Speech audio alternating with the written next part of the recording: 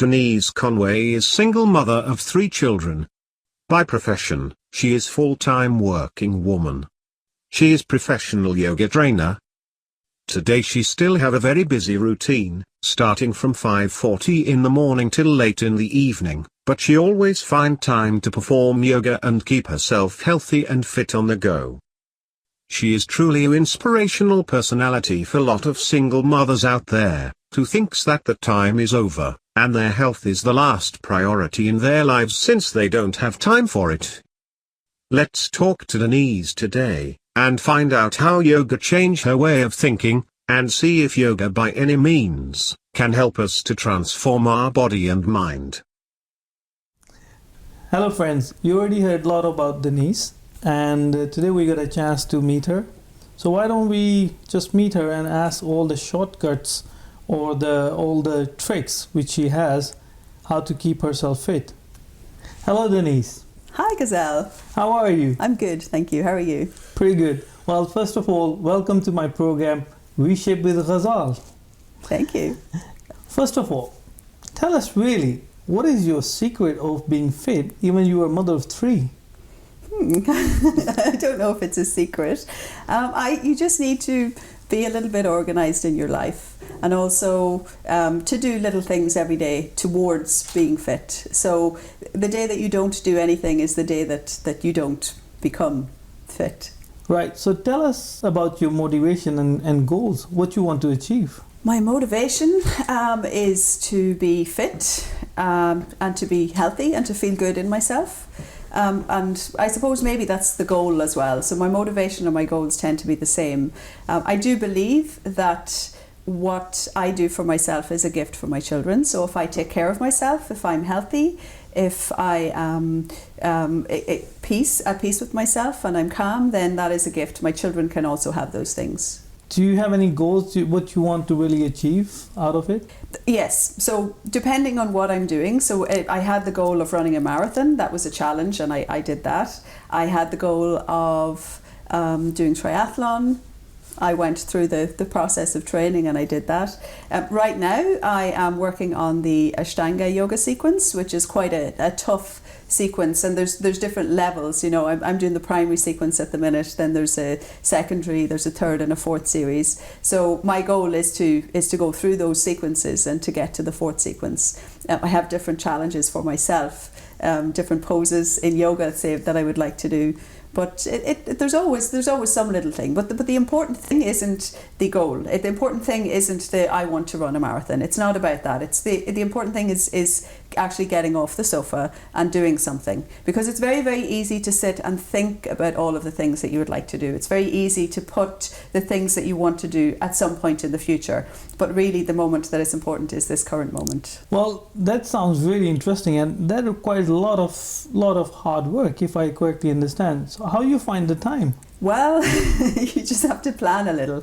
The way to look at it is not a lot of hard work. If you think about like a marathon, or you want to lose a lot of weight, you want to get fit, that might seem like a big thing, but you break it down into really small chunks. So you make it a daily chunk. So my daily chunk, my daily routine, if you look at it, I get up at around 6 in the morning and I do 1.5 to 2 hours of yoga practice. That's my yoga sequence. It doesn't have to be that long. Of course, I've been doing it now for some years. When you start, you can do much less. When I travel, sometimes I get to do 20 minutes. But the routine would be to do the yoga in the morning, and then after that I clean, I start to organise a little bit for dinner. I do my work, so I have a really busy, hectic job, so I spend a lot of time doing my job, and then after school I help the kids with their sometimes with their homework, and we prepare dinner, we sit together as a family, and then also I like to get out, go for a walk in nature. I get the feeling of the wind and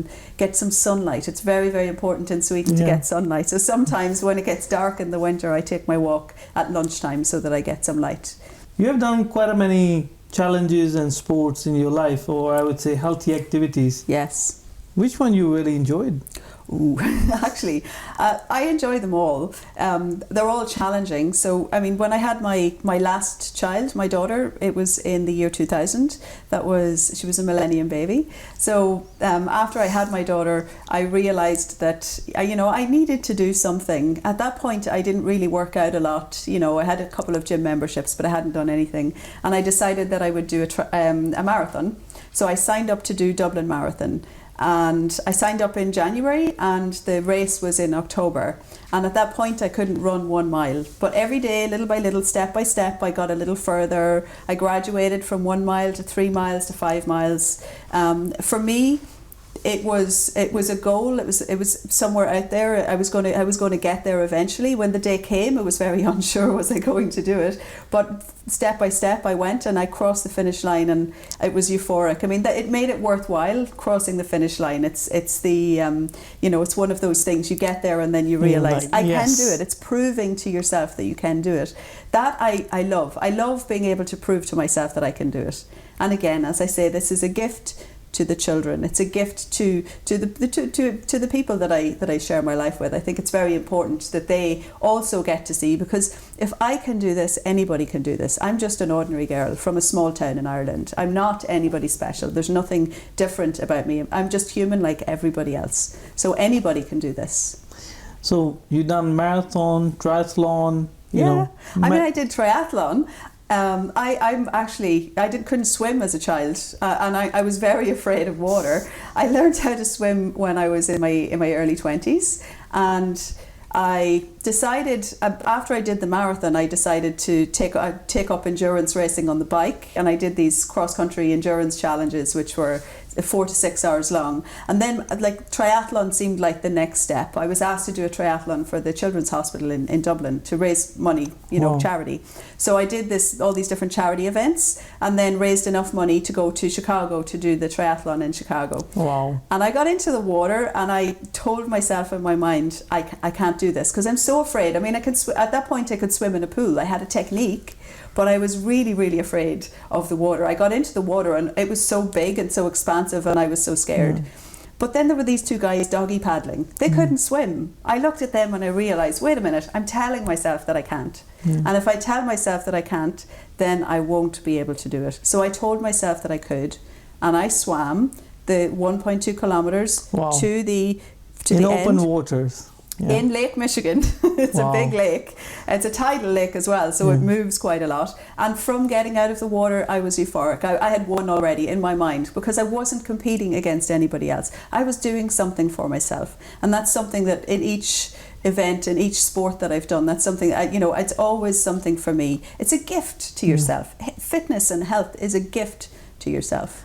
So when comes to yoga, I mean, you were so busy with all these marathon, triathlon, Yeah, when I moved to Stockholm, I didn't manage to find a triathlon group, and I was quite busy. I was still traveling a lot, and I was trying to decide what do I do. So I was still going out. I was running, actually. I spent a lot of time, most days I would go out for a nice run. But I decided then, I had a friend visiting. She did a lot of yoga, and she wanted to do Bikram yoga. And there's quite a few Bikram studios in Stockholm. So it's hot yoga. So it's done, the room is 40 degrees in temperature, really hot, 100% humidity, really, really humid, and you sweat like you wouldn't believe. In all of the sports that I've done, I have never sweated as much as I have done in the Bikram studio. But when I went to do this with her, I just went for my friend, basically. She was visiting and I said, yeah, okay, I'll sign us up, we'll go do a class. And I couldn't touch my toes. I couldn't believe that I couldn't touch my toes. All the different sports that I had done, triathlon, cycling, the swimming, everything, had shortened my hamstrings. Mm. And then there's think about your life. Think about how you go in your daily life. You drive a car, work on the computer, everything. You close your shoulders, you kind of arch your back. There's a lot of things like cycling. You close everything up, you close your hips. So I realised when I did this first yoga class that I was tight in a lot of places. I hadn't really noticed in my body that there was a stiffness. So I started to do yoga because I wanted to touch my toes. I said, okay, I signed up for 1 month in this Bikram studio. My friend went back, but I kept going. So she went back to Ireland. I went to very many Bikram classes, and I found that my hamstrings opened, not only could I touch my toes, but I could put my hands flat on the floor. And then I knew that this was really good for my body. I felt an energy, a little, and I always have a lot of energy, but I felt a new energy, and I thought, okay, this is good. Yeah. I'm going to do a little bit more of this. And then slowly, as I got more into yoga, I did less of the other sports. I found running, I injured myself sometimes when I ran or when I did the other sports, whereas with yoga I felt like I was healing my body, so I got more into it. And then of course I decided that I would take it to the next level, and I went and did, in Costa Rica, I did yoga teacher training. Wow. I mean, thinking about yoga, especially for me, it sounds like some sort of, I don't know, some kind of stretching, or maybe some sort of spiritual thing, or maybe a religious thing. Is it really like that, or is it something more than that? No, it's. I mean, yoga years ago, when I had some friends in Ireland that did yoga, and I thought, so in the West it would have been viewed as a hippie thing, and I know that then in certain parts of the East it's viewed as a religion, but really, I mean, yoga is in my opinion, it's a gift. So when you look at you're Pakistani, I'm Irish, we have friends like Swedish friends, people from all over the world, yeah. And you categorize yourself. You say, I'm Irish. I'm not Irish. I'm from Ireland. I'm human. You're human. We are all human. And yoga is, for some people they say exercise, for some people it's other. But yoga is a gift to your body. Yoga allows you to stretch your body. The breathing techniques allow you to bring air into your body. Air is what sustains your life. Yeah. So it's a gift to yourself. So it doesn't matter who you are. It doesn't matter where you are. You decide what you take from yoga. People have a mind about things. They put ideas on things. It is just movement and breath. Tell us really, if this is a real exercise, can it impact those people who are overweight into a little bit slimmer body, by any chance? Yes. So yoga helps to regulate the weight. So one of the things about yoga is that you don't have to do really strenuous yoga, all the time. But if you do a little bit every day, it brings balance. Not just balance to when you stand, whether it be on your head or on your feet. It brings some balance into your life. It also brings balance into your weight, because you're moving, and the breath, the combination of breath with movement and stretching builds heat, and the heat in your body helps to burn the fat. And yes, it will help to regulate your weight. My weight I've never been overweight, luckily. I can go into that. I mean, yeah. I know you for 5 years almost, and yeah. I know that you've never been overweight. But this you is the remember best. When I started doing yoga, you remember that I instantly dropped weight. So I wasn't overweight, but my body recalibrated. Yeah. It actually kind of reset what I do believe that you have a set point. That when it comes to weight loss, the equation is very simple. You need to burn more calories than you eat in order to lose weight. You need to eat more calories than you burn in order to gain weight. Yeah. And if you eat the same amount of calories that you burn, you're right in the middle. But when you start doing yoga, it burns quite a lot. So then if you're doing a little bit every day, you burn more than you would. So, and the thing about yoga, you can do yoga and other sports as well. Yoga is very complementary to other sports. Yoga is very healing. You're bringing the breath in, you're stretching the muscles, stretching the fascia. And what it allows is it allows your body to heal. So when you're doing other things that could be creating some damage, you can do yoga that will help to heal any little bit of damage that you're doing. It helps to bring a lot of balance. Well, as I already said, I mean, this is the fittest I have seen you before or now. I mean, tell us the secret. If I can do the yoga, can I be like you, or not like your shape, but at least in a fittest shape? You can bring yourself to a much fitter place.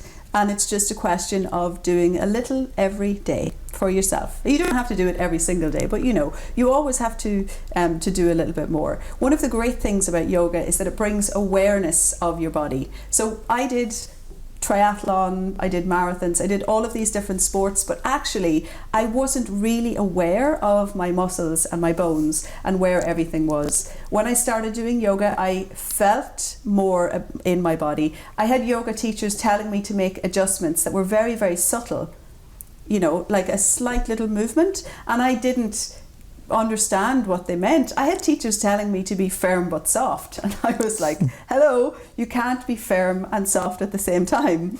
But when I started to do sup yoga, which is yoga on basically a surfboard, I learned that I was very aggressive with my body when I trained. I pushed my body very hard. And actually, you don't have to push. You just have to breathe and you have to relax. And your body opens. So your body actually your body it's a living organism. And when you give it the love and attention that it needs, then it will do wonderful things for you. You're very committed. I can tell from speaking to you that you're very committed to this path. So you're going to go a very long way, and you're going to find the very subtle movements in your body. You're going to find that the awareness of where your muscles and bones are becomes quite alert. So you know how to make very small movements, and those very subtle movements will also help you when it comes to injury. If you're aware of your body, if you can feel where everything is in your body, then you also can feel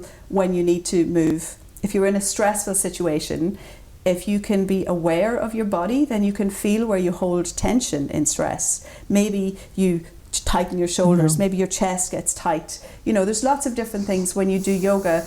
You get this body awareness that allows you to, in those stressful situations, instead of going into the mind and getting annoyed and arguing, you can actually drop into your body and see where the tension is, and then you can breathe into the area where you feel the tension and relax. Yeah, it's really wonderful. It allows you to be peaceful in a very unpeaceful situation. I mean, I have a very stressful job. I'm in very sometimes in negotiations that are tough. Sometimes people are shouting at me in the work environment when I'm trying to negotiate, and I'm able to stay in a very calm place. I don't have to get lost somewhere in thought. I can stay and be calm.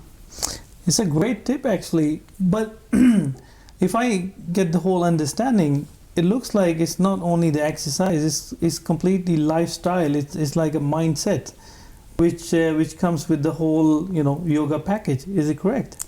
Yeah, I would say that. I know some people that, well, for me, I didn't start doing yoga because I wanted to be calm.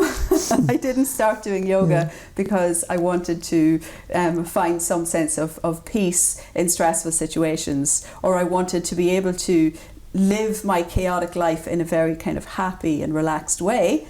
I started yoga because I wanted to touch my toes. I wanted to stretch. I wanted to feel the tension. But what I've found now is so much more. It really is. And very many people that I've spoken to have had the same thing. We heard a lot about yoga. Why don't you just give us some basic lesson, and we try to understand how to do it, what to do it at the beginning, and where we can take it a little bit step further to make our body like you. Yes, of course.